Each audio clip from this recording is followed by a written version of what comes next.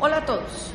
Vamos a desarrollar cada uno de los puntos importantes que trae la reforma laboral que será aprobada por el Congreso antes de que termine el año 2024. En ella se busca reformar varios de los artículos del Código Sustantivo del Trabajo, que fue un decreto expedido en un estado de excepción en el año 1950. Iniciemos.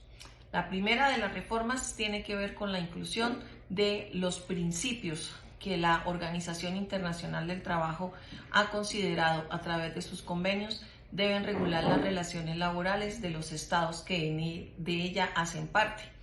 Y dentro de estos principios encontramos de mayor importancia establecer la eliminación de la discriminación en materia de empleo y ocupación y el entorno de trabajo seguro y saludable. Estamos trabajando por el cuidado de la salud en el trabajo y la inclusión de este principio, que es un mandato de optimización de las reglas, según Robert Alexis, importa para las relaciones laborales en el Estado colombiano. Es en beneficio de la empresa y de los trabajadores la inclusión de este principio. La segunda reforma tiene que ver con la modificación del contenido del artículo 3 del Código Sustantivo del Trabajo.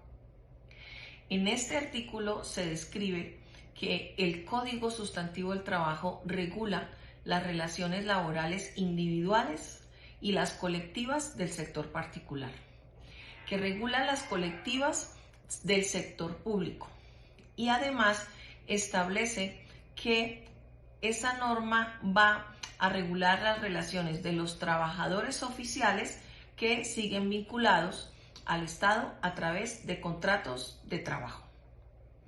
La siguiente reforma tiene que ver con la modificación del artículo 4, que establece la exclusión de las normas reescritas en el Código Sustantivo del Trabajo para las relaciones laborales públicas.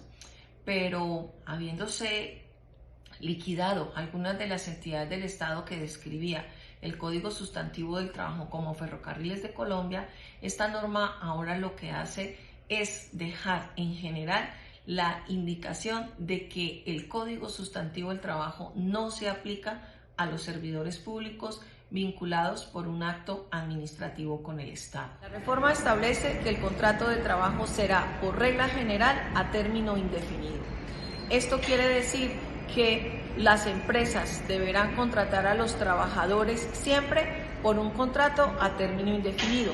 Es aquel que tiene un inicio pero no tiene un final, porque ese final está determinado por la actividad que la empresa requiere desarrolle el trabajador.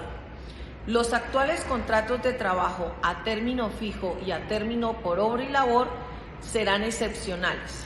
Las empresas solo podrán celebrarlos cuando la actividad para la cual vayan a contratar al trabajador no sea misional, no sea propia del objeto social de la empresa.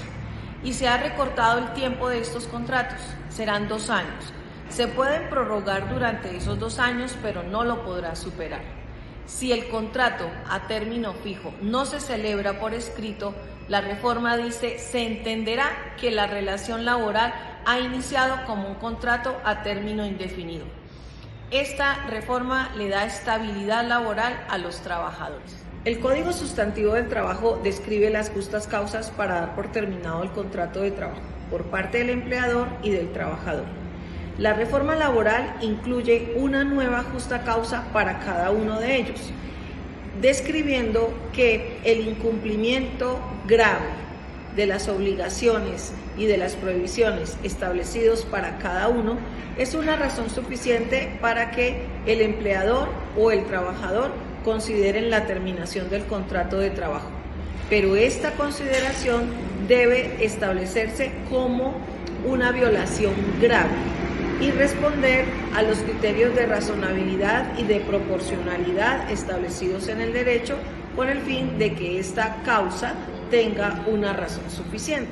Es una novedad en la reforma laboral la inclusión de la estabilidad laboral reforzada como una norma positiva dentro de las relaciones laborales y es derivada de los conflictos judiciales que conocieron los jueces de tutela entre el empleador y el trabajador que fue despedido en distintas circunstancias que afectaban su salud o que afectaban sus ingresos. Esta norma describe entonces cuáles son las circunstancias que se deben tener en cuenta en el trabajador para que el empleador no dé por terminado su contrato de trabajo. Y es importante considerar que la descripción que trae la nueva norma no es taxativa, es solamente enunciativa. Esto quiere decir que se pueden presentar otras circunstancias que, aunque no estén descritas en los literales de la norma, el juez lo puede analizar y considerar el reconocimiento de la garantía judicial de la estabilidad laboral reforzada. Y veamos las que describe la norma de forma enunciativa. Dice: las amparadas por el fuero sindical en los términos legales y convencionales. Las amparadas por el fuero de salud. Esto es una afectación grave que le impida al trabajador la prestación personal de servicio y el desempeño de las funciones para cual fue contratado. Las personas en situación de discapacidad, es decir, aquellas que tienen una limitación física, mental, sensorial o intelectual a mediano y largo plazo, sin importar el grado en el que se encuentren, y que éstas no les permita el desarrollo profesional o de los roles ocupacionales para los cuales fueron vinculados. Incluye además la mujer en estado de embarazo y hasta los 6 meses después del parto. Importante destacar que esta norma incluye la protección del cónyuge o la compañera permanente de la persona de la mujer en estado de embarazo cuando ésta no tiene trabajo. Describe también la norma dentro de los trabajadores con protección de estabilidad laboral reforzada, los prepensionados, que está conformado por los hombres y las mujeres que les hace falta 3 años para cumplir la edad de pensión o 3 años para cumplir las semanas de cotización obligatorias en el Sistema General de Pensiones. Todas estas personas que tienen la condición de estabilidad laboral reforzada, para que surta efecto el despido con justa causa por parte del empleador, deben ser sujetas a un proceso previo. Quienes tienen el fuero sindical, se debe realizar un proceso ante el juez ordinario laboral en busca del levantamiento del fuero sindical. Las demás causales, es decir, por condiciones de salud, la mujer embarazada o los propensionados o cualquier otra en que pueda resultar afectado un trabajador, el empleador debe realizar la solicitud ante el Ministerio del Trabajo, esto es, con el inspector de trabajo. Pero nótese que la norma trae un parágrafo adicional que se refiere a la condición de haber contratado el empleador a un trabajador con el conocimiento de su condición, ya de salud, ya por estar embarazada, ya por ser prepensionada. Y si el trabajador incurre en una justa causa para dar por terminado el contrato de trabajo, no se requiere realizar el proceso administrativo. En tanto, las dos partes conocían esa condición y no es necesario que el empleador haga este proceso previo. Solamente puede por sí mismo, después de garantizar el debido proceso, dar por terminado el contrato de trabajo. Ahora bien, una nueva reforma realizada por el Congreso es la recuperación de los valores de la indemnización a pagar al trabajador cuando se genera la terminación del contrato de trabajo sin justa causa. Y se indica, como lo estaba antes de la Ley 50 de 1990, que para el contrato a término fijo, en caso de darlo por terminado sin justa causa, la indemnización que debe pagar el empleador es el tiempo que faltaba para terminar el contrato, que en todo caso no podrá ser menor a 45 días.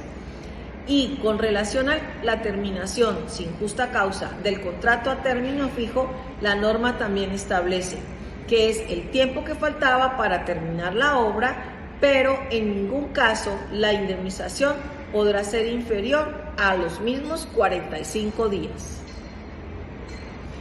Recuperan con esta reforma el derecho a una indemnización justa cuando el empleador considera dar por terminado el contrato de trabajo sin justa causa. Porque la norma establece que en caso de dar por terminado un contrato a término indefinido, si este es menor a un año, la indemnización corresponderá a 45 días de salario.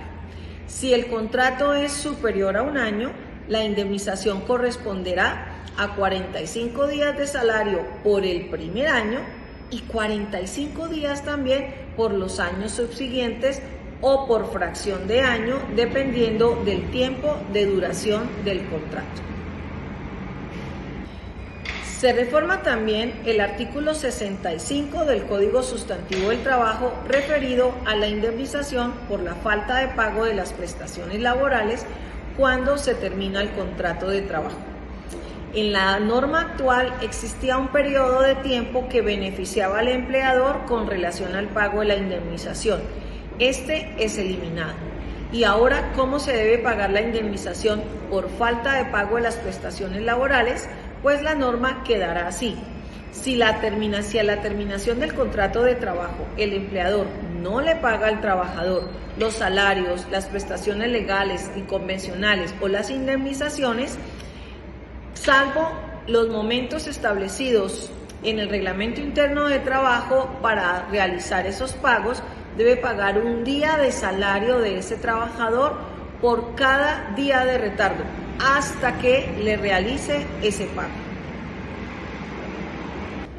Se adiciona en el artículo 66 del Código Sustantivo del Trabajo, que se refiere a la manifestación del motivo de la terminación de la relación laboral, que el empleador deberá indicar de forma clara las razones por la terminación del contrato de trabajo. Si no se hace de esta forma, el trabajador podrá alegar que la terminación se dio por discriminación o por causas imputables al empleador que afectan la dignidad de la persona. Basta con esta afirmación para que sea el empleador quien tenga que probar en forma contraria lo que se está afirmando, y en caso de no hacerlo, deberá pagar la indemnización al trabajador como ya se ha indicado, pero lo nuevo es que el trabajador tendrá derecho al reintegro. Con la reforma de la ley laboral en 1990 se había acabado el derecho al reintegro. Hoy se tiene nuevamente la recuperación de este derecho. Entonces el trabajador podrá elegir entre la indemnización o regresar al trabajo. La reforma laboral incluye, en beneficio de los trabajadores y para resolver una condición de desconocimiento de los derechos laborales, las relaciones comerciales existentes entre las empresas de servicios temporales y las empresas usuarias. Establece la nueva norma que las empresas usuarias no podrán utilizar empresas de servicios temporales para contratar las actividades propias de la empresa, las actividades misionales. En caso de hacerlo, se entenderá que la empresa usuaria es la verdadera empleadora. Otro elemento importante en esta contratación es que las empresas de servicios temporales, dice la norma, deben enviar personal para atender actividades distintas a las de las empresas usuarias y no podrán prorrogar de forma indefinida, como hoy lo están haciendo, el contrato comercial entre una empresa usuaria y una empresa temporal. Con eso se van a disminuir aquellos procesos conocidos como el proceso para el reconocimiento del principio de la primacía de la realidad sobre la formalidad. En la misma línea del reconocimiento del principio de la primacía de la realidad sobre las formas, la reforma laboral incluye un capítulo único e independiente denominado Contrato de Prestación de Servicios, en el cual se indica a las empresas la prohibición de celebrar contratos con las normas del derecho civil o las normas del derecho laboral con personas naturales, es decir, con verdaderos trabajadores, para que desarrollen actividades propias de la empresa. La norma establece que en caso de realizar esos tipos de contratos, se genera una presunción en favor del trabajador, y es que esa relación comercial o civil es en verdad un contrato de trabajo y tendrá derecho esta persona natural al reconocimiento de los salarios y las prestaciones laborales que la empresa tiene establecidos para sus trabajadores. La jornada laboral ordinaria también ha sido objeto de reforma.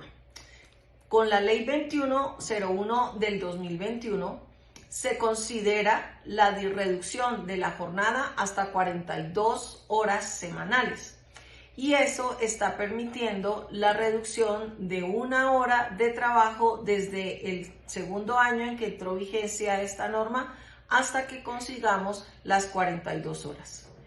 En la presente reforma se establece que hay libertad entre el empleador y el trabajador de laborar 5 o 6 días a la semana cumpliendo con la jornada laboral. Y además le es permitido a las partes considerar el trabajo de 9 horas al día, sin que se tenga establecida 1 hora extra. Es la determinación de la jornada ordinaria para que se cumpla con los deberes laborales asignados. De esta manera se debe garantizar 4 horas continuas en el día y hasta 9 horas en el día, garantizando siempre un día de descanso entre semana. Hemos venido realizando una descripción de los puntos más importantes de la reforma laboral. Esta ya ha sido aprobada por la Cámara de Representantes, pero ahora requiere de una revisión y aprobación del Senado de la República. Hoy, 18 de diciembre del 2024, el Congreso se encuentra en sesiones extraordinarias y parece que la reforma laboral no va a ser estudiada por el Senado. Así que esperemos que para el año 2025, cuando inicien sus labores, podamos tener la aprobación de esta reforma, que beneficia a los trabajadores y con seguridad a los empleadores.